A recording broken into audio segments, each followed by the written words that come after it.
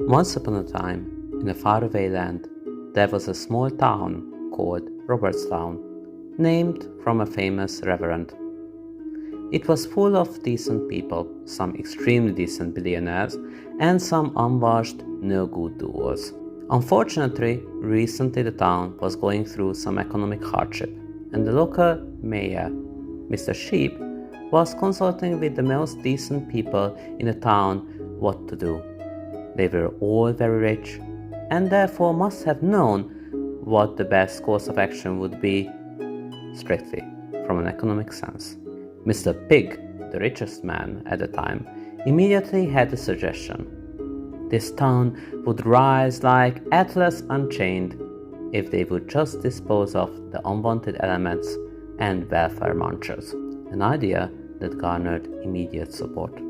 There was some dispute over the method of disposal, whether some death game should be used, if yes, with what rules and how to bet on them, but the overall result was the same. Hundreds of young and old people got killed in front of a cheering crowd. Unfortunately, however, the economy did not take off.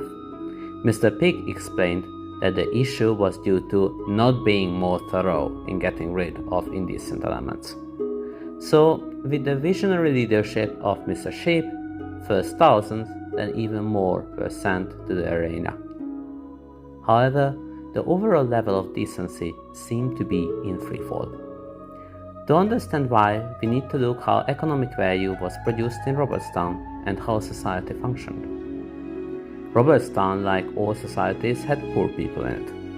Now, Mr. Pig was convinced that all of these people are useless, and he was only familiar with their smell on the street.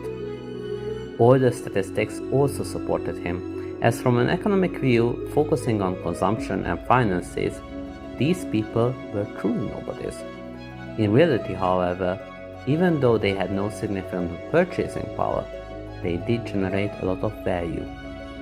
In fact, some of the essential services necessary for the infrastructure of the town were carried out by them.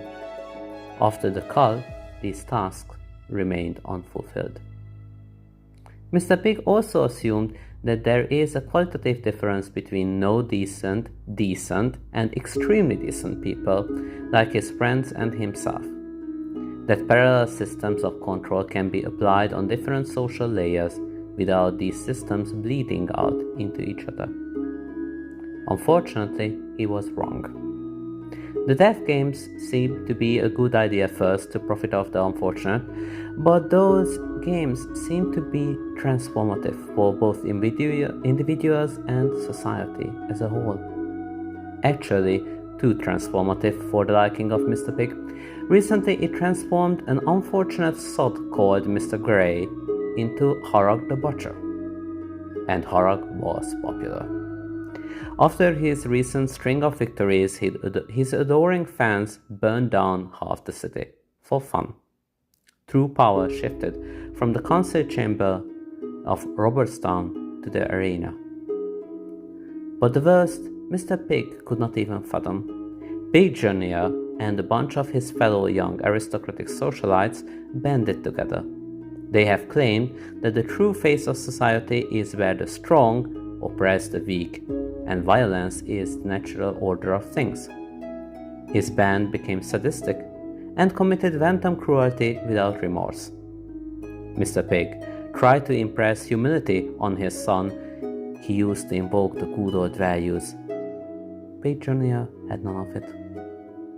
Mr. Pig spent his remaining days in constant fear for his life.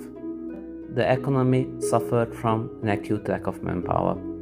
Trading became hazardous and unprofitable as merchants needed to hire armies of mercenaries to protect their goods and warehouses. In the ruination of Robertstown, Harang made a killing. As a proper warlord, he built a throne of skulls in the middle of the town.